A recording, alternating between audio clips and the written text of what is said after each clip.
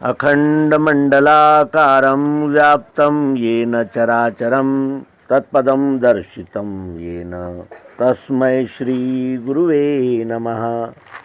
अज्ञानान्धस्य लोकस्य ज्ञानाञ्जनशलाकया चक्षुरुन्मीलितं येन तस्मै श्रीगुरुवे नमः। अध्यात्म विश्व विज्ञान यूट्यूब चैनल पर अपने प्रबुद्ध पाठक मित्र आचार्य और सभी आध्यात्मिक रुचिवान जिज्ञासु भाई बहनों का हार्दिक स्वागत समादर करते हुए एक प्रश्न का विचार करेंगे। ये प्रश्न जिनकी ओर से आया है वे विद्वान है, प्रियजन है और वे आध्यात्म विज्ञान के एक प्रचारक भी हैं। उन्होंने एक फेसबुक पर एक पोस्ट डाली है जिसमें उन्होंने कहा कि कैसे अंधों ने धूम मचाई, बेमौसम ही दिवाली मनाई।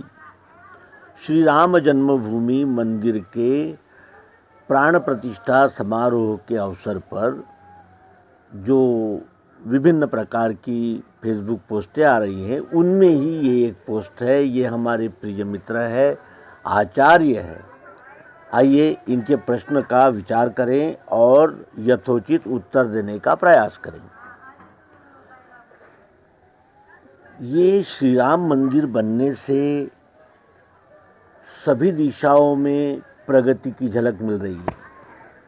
व्यापार व्यवसाय की दिशा में अयोध्या, जिसे पूर्व में फैज़ाबाद जिला कहा जाता था, वो संपन्न हो रहा है, समृद्ध हो रहा है। आर्थिक दृष्टि से, सांस्कृतिक दृष्टि से विचार करें तो अयोध्या उत्तर प्रदेश का एक मध्यवर्ती केंद्र स्थान है और उत्तर प्रदेश की जो संस्कृति है वो कबीर, रविदास, रैदास, दादू दयाल, दरिया आदि विभिन्न प्रकार के जो महात्मा है या मुख्य विचारधाराएं हैं उनका एक केंद्र है।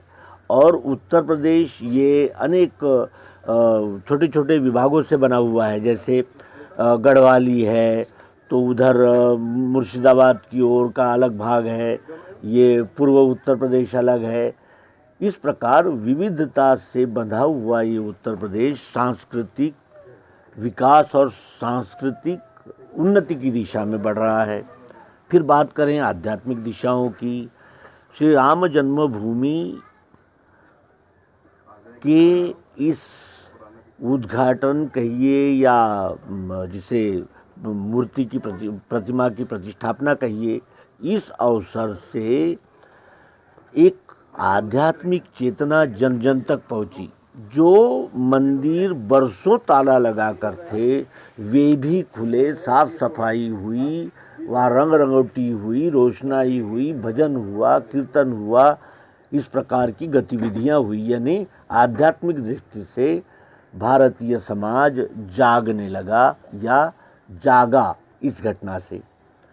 फिर देखें पर्यटन की दृष्टि से तो अयोध्या काशी का जो कॉरिडोर बना है या अयोध्या में जो नवीन जो इंफ्रास्ट्रक्चर जिसे हम कहते हैं, रास्ते हैं, पुल है, पहाड़ियाँ हैं, सजावट है, नदी की शुद्धि है, नदी की सरयू की स्वच्छता है।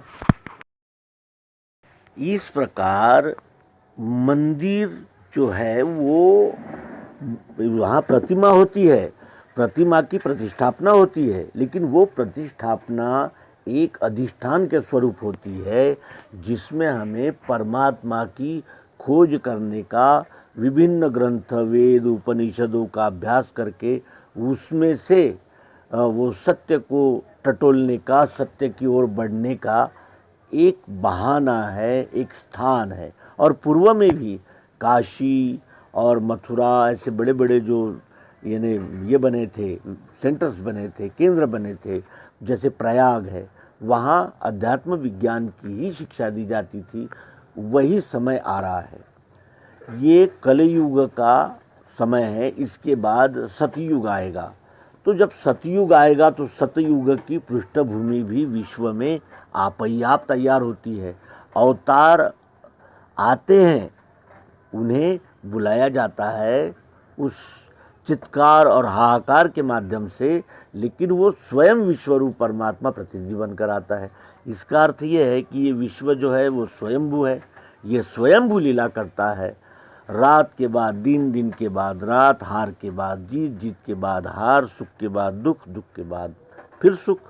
ये चक्र है, इसे कोई नहीं रोक सकता, ये काल का महिमा है। भारत विश्वगुरु था, लेकिन वो मैं विश्वगुरु हूँ इसकी उसे विस्मृति हो गई, और उस विस्मृति के कारण वो ऐसे मैंने पाश्चात्य भूल भुलैया में भूल गया, लेकिन उसमें उसका दोष नहीं है। वो वर्षों से गुलाम रहा है, कभी मुगलों का गुलाम, कभी सिद्दीकों का गुलाम, कभी पठानों का गुलाम, कभी अंग्रेज़ों का गुलाम, और कभी कभी उन विचारधाराओं का गुलाम जो मनुष्य को अधर्मी बनाती है, स्वधर्मी नहीं बनाती, अधर्मी बनाती है। छीना झपट, लूट खसोट, चोरी चकारी और अनेक प्रकार के भ्रष्टाचार और दुर्लक्ष्य, वास्तविकता से और वर्तमान से दुर्लक्ष्य, इस प्रकार की भी गतिविधियां होती रही। लेकिन अब श्री राम जन्मभूमि के इस यानी योगायोग से फिर भारत विश्वगुरु है, बनेगा, क्योंकि इसके पास विचारों का धन है, इसके पास सत्य है, इसके पास प्रायोगिक पद्धति से प्रतिपादन करने वाला सत्य है। ये अविजित है, अपराजेय भारत है, ये विश्वगुरु है, और ये धीरे धीरे अब जागा है और धीरे धीरे मार्गक्रमण करता हुआ अपना पद ग्रहण करने के लिए उपस्थित हो जाएगा, सक्षम हो जाएगा। तो प्रिय मित्र, जिनका हम उत्तर दे रहे हैं, हम जानबूझकर उनका नाम नहीं लेंगे, लेकिन वे हमारे निवेदन का अवश्य ही विचार करेंगे, इस अपेक्षा के साथ।